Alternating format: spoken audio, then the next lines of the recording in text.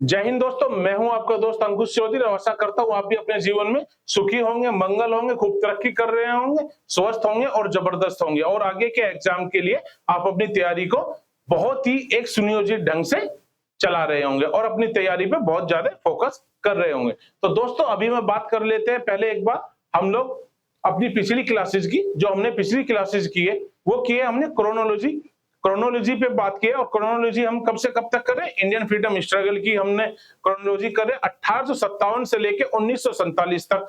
देश में जो भी घटनाएं घटी है हम उन सब घटनाओं को इस क्रोनोलॉजी पे कवर करेंगे। और क्रोनोलॉजी क्या है, क्रोनोलॉजी एक तरह से एक शॉर्ट नोट्स रहेंगे आपके लिए, जिसमें आप 1857 से लेके 1947 तक देश में जो भी घटनाएं घटी है उन सब घटनाओं के एक आपके पास प्रॉपर फॉर्मेट में नोट्स होने चाहिए। क्योंकि जब एग्जाम होता है उस एग्जाम से 10 दिन पहले या 5 दिन पहले आप एक बहुत मोटी किताब रिवाइज नहीं कर सकते हो और उसके लिए हम लोग छोटे छोटे नोट्स तैयार कर लेंगे और उन नोट्स के थ्रू ही हम इस लोग अपनी तैयारी को बरकरार रखेंगे। तो पहली क्लास में मैंने इंट्रोडक्शन दिया था क्रोनोलॉजी के बारे में, मैंने बताया था 3 पार्ट में हम लोगों ने क्रोनोलॉजी को डिवाइड किया और दूसरे में हमने 1857 से लेकर 1905 तक कंप्लीट किया था और आज हम कंप्लीट कर रहे हैं 1906 से, स्टार्ट कर रहे हैं 1906 से और आगे दो तीन क्लासेस में हम लोग इसको कंप्लीट करेंगे। क्योंकि ये किया एक भी क्लास में जा सकता था पर एक क्लास वो 2 घंटे की होती, 3 घंटे की होती और शायद आप लोगों को थोड़ा बर्डन होता। पर अब हम 20-20, 25-25 मिनट की क्लासेस करेंगे और इजीली चुटकियों में, मिनटों में हम लोग मॉडर्न इंडिया को खत्म करेंगे। ठीक है, तो आज हम बात कर रहे हैं, आज हम शुरू कर रहे हैं 1906 से। और 1906 से जब हम लोग शुरू कर रहे हैं तो उससे पहले आपको 1905 पता होना चाहिए। 1905 में बंगाल का पार्टीशन हो गया और बंगाल का पार्टीशन होने के बाद बंगाल को 2 हिस्सों में बांट दिया गया। और 2 हिस्से कौन से थे? 2 हिस्से ईस्ट और वेस्ट। जो ईस्ट वाला पार्ट था वो मुस्लिम बाहुल्य था और जो वेस्ट वाला पार्ट था वो हिंदू बाहुल्य था। और ईस्ट वाला पार्ट मुस्लिम बाहुल्य होने की वजह से क्या हुआ, वहां पे 1906 में मुस्लिम लीग की स्थापना हुई और मुस्लिम लीग की स्थापना के पीछे ब्रिटिशर्स का हाथ था। क्योंकि उन्होंने क्या किया, उन्होंने मुस्लिमों को बहकाया और मुस्लिमों को भड़काया कि जो कांग्रेस सरकार है, आईएनसी है, वो हिंदुओं की सरकार है ना कि मुसलमानों की। और जो कांग्रेस काम करेगी वो हिंदू पक्ष में करेगी, मुसलमानों के पक्ष में नहीं, और ना ही मुसलमानों के हित में काम करेगी। तो इसी सब को लेके 1906 में ढाका में जो ईस्ट बंगाल की कैपिटल थी वहां पे मुस्लिम लीग की स्थापना हो जाती है। और अब हम इस क्लास को यहां से स्टार्ट करते हैं और क्लास स्टार्ट होने से पहले एक बार आप चैनल को सब्सक्राइब भी जरूर कर दीजिए। ठीक है, अब हम क्लास स्टार्ट करते।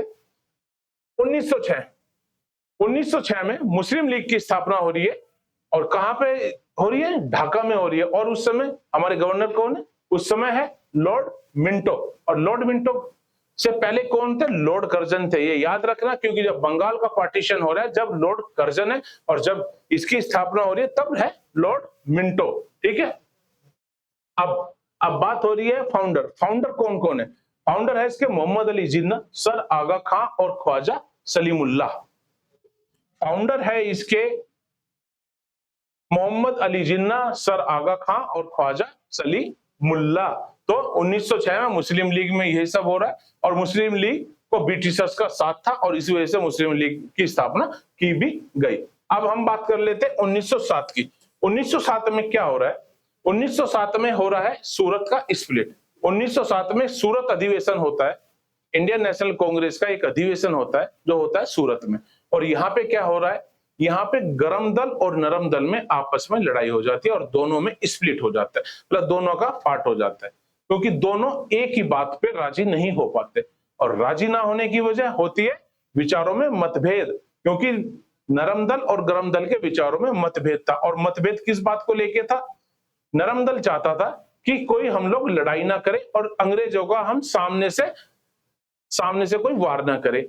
और इसमें गरम दल चाहता था, गरम दल को यह लगता था कि जो पत्राचार की भाषा में नरम दल काम कर रहा है उस भाषा से हमें आजादी कभी मिलेगी नहीं। और इसलिए इन दोनों के बातों में यहाँ पे बिगड़ाव आ गया और दोनों का यहाँ पे झगड़ा हो गया। और झगड़ा होने के बाद सूरत स्प्लिट, जो सूरत सेशन था, उसको भंग कर दिया गया।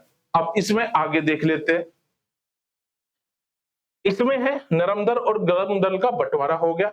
और इसका एक पॉइंट है सेशन। सेशन जो था वो पहले नागपुर में होना था, और नागपुर में इसलिए नहीं हो क्योंकि नागपुर महाराष्ट्र में है, और महाराष्ट्र के कौन थे? तिलक जी। और तिलक जी कौन थे? तिलक जी गरम दल के नेता थे।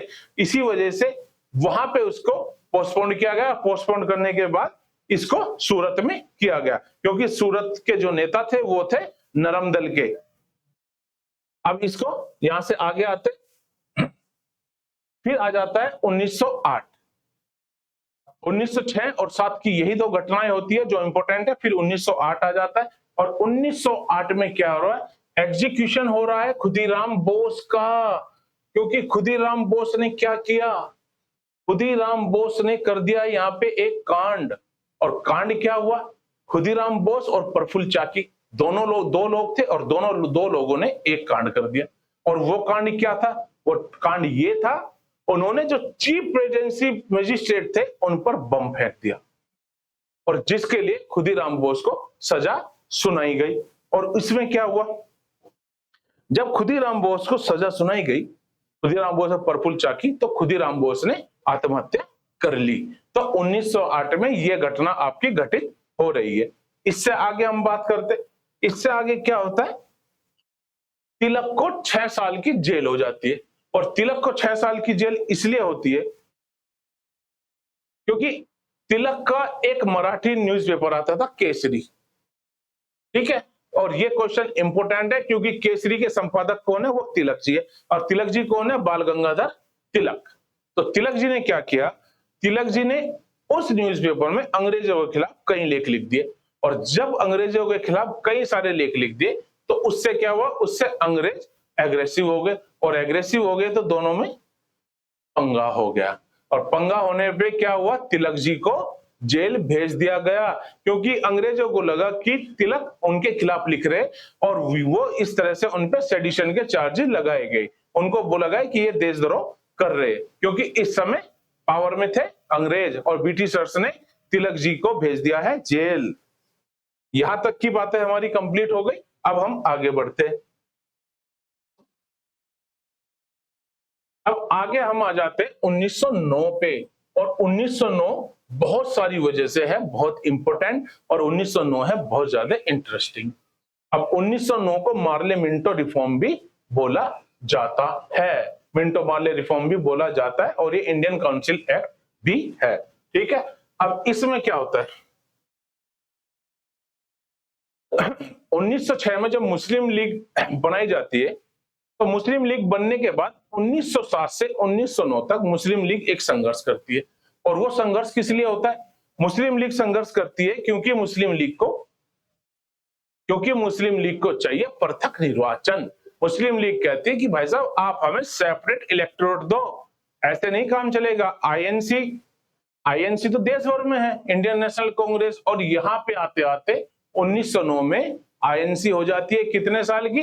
85-15, ये हो गए 15 और 9, 15-9 24 साल की। और वो कहते हैं कि आईएनसी तो पुरानी गवर्नमेंट है, वो तो पूरे देश भर में इलेक्शन लड़ रही है, तो हमें कोई आप ऐसी जगह का वो दीजिए पृथक निर्वाचन जहां पे हम लोग अपनी कुछ सीटें निकाल पाए। और 1909 में इसी आधार पर अंग्रेज मुस्लिम लीग को दे देते हैं पृथक निर्वाचन। और पृथक निर्वाचन जो सेपरेट इलेक्टोरेट दिया जाता है वो इसलिए दिया जाता है क्योंकि अंग्रेजों की एक ही रणनीति थी देश में, और वो थी फूट डालो और राज करो। और यहाँ पे अंग्रेज उस नीति को भी चला देते हैं, ठीक है। अब 1909 का एक्ट एक तरह से और इंपॉर्टेंट हो जाता है। वो इसलिए इंपॉर्टेंट हो जाता है, अब गरम दल और नरम दल का आपस में लड़ाई हो गई। और लड़ाई कब हुई? 1907 में, जो घटना मैंने अभी आपको बताई है। क्योंकि सूरत अधिवेशन से नरम दल और गरम दल दोनों अलग हो गए। अब हो क्या रहा है? अब हो ये रहा है 1909 का एक्ट इसलिए भी इंपॉर्टेंट है क्योंकि जहां नरम दल को हमारे देश में लगता था कि अंग्रेज उनके खिलाफ नहीं है, अंग्रेज उनके पक्ष में है और उनके लिए अच्छा करेंगे, और वो उनकी बात सुनेंगे भी, जिससे अंग्रेजों के साथ उन्हें लड़ना ना पड़े। उसी तरह से अंग्रेज भी सोच रहे थे कि ये जो नरम दल है ना, ये नरम दल को हम अपनी तरफ आसानी से कर सकते हैं, क्योंकि ये गरम दल वालों से ज्यादा मतलब रखता है नहीं। और इसी के साथ मुस्लिम लीग को तो बनवाया ही अंग्रेजों ने था, चढ़ाकर, मतलब चढ़ाकर लोगों में भ्रांति फैलाकर मुस्लिमों में, तो मुस्लिम लीग बनाई गई थी।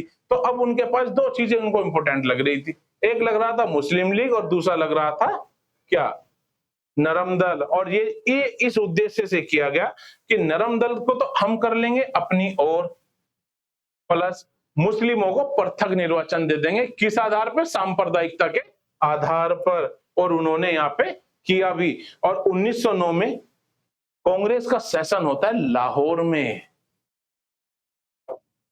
कांग्रेस सेशन लाहौर सेशन, कांग्रेस का विरोध।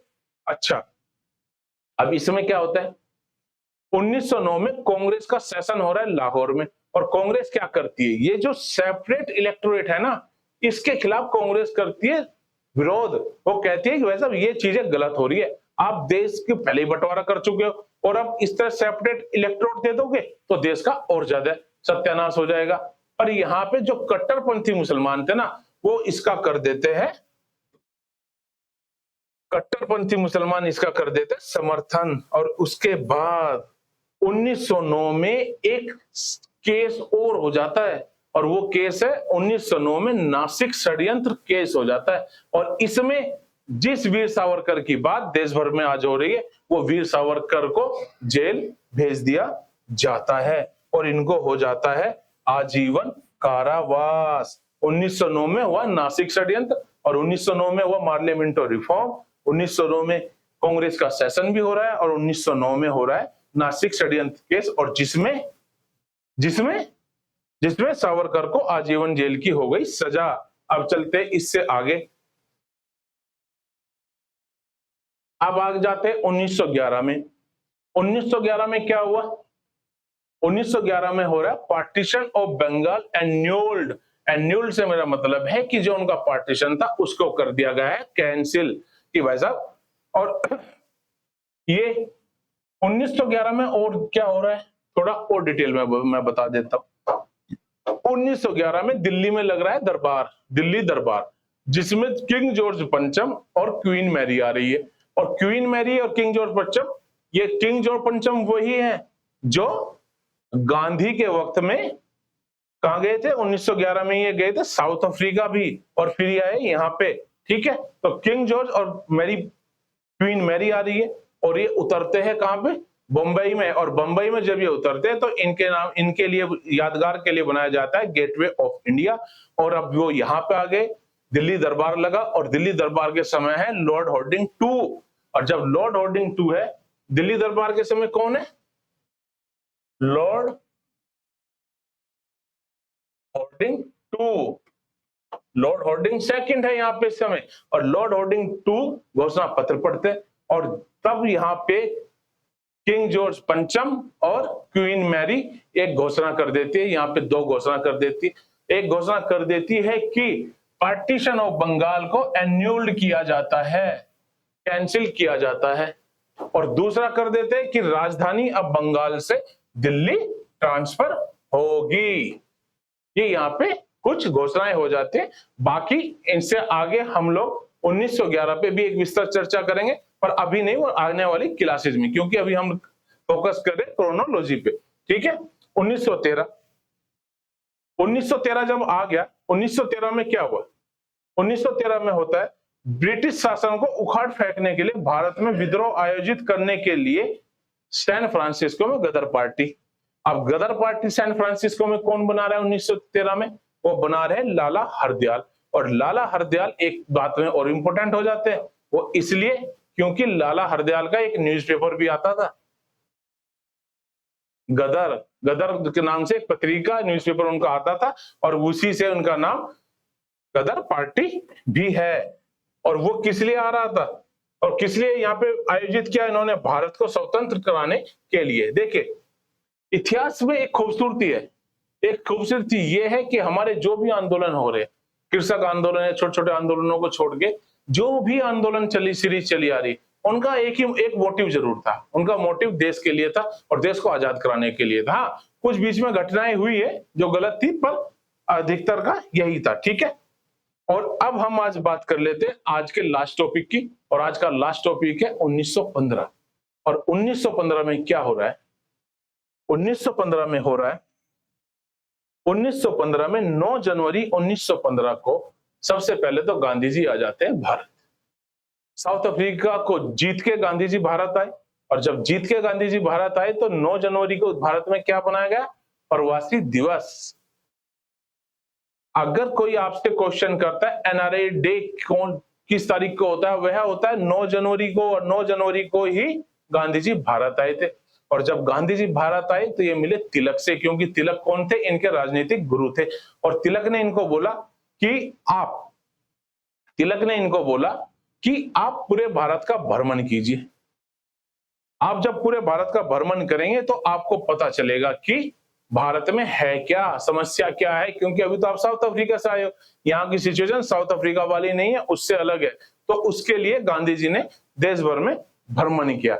और 1915 में गांधी जी ने एक काम और कर दिया, और वो क्या काम कर दिया? वो कर दिया ये कि गांधी जी ने अहमदाबाद में वर्ल्ड हेरिटेज साइट साबरमती आश्रम की स्थापना कर दी। और साबरमती आश्रम की जो स्थापना की गई थी वो फोनिक्स फॉर्म के आधार पे की गई थी, जो फोनिक्स फॉर्म 1904 और 5 में साउथ अफ्रीका में बनाया था उन्होंने, ठीक है ना। तो दोस्तों मुझे नहीं लगता इस यहां तक के टॉपिक में भी आपको कोई भी प्रॉब्लम रही होगी। और अभी हमने किया 1906 से 1915 तक, और 1906 से 1915 तक ही हमने आज इसलिए किया है क्योंकि मैं नहीं चाहता आप पे कोई बर्डन पड़े। मैं चाहता हूं आप 15-15 मिनट की 20-20 मिनट की वीडियो देखें और सब चीजें याद कर ले, क्योंकि वो रहेगा आपके लिए आसान। और 2 घंटे की आप वीडियो देखोगे तो हो जाओगे कंफ्यूज।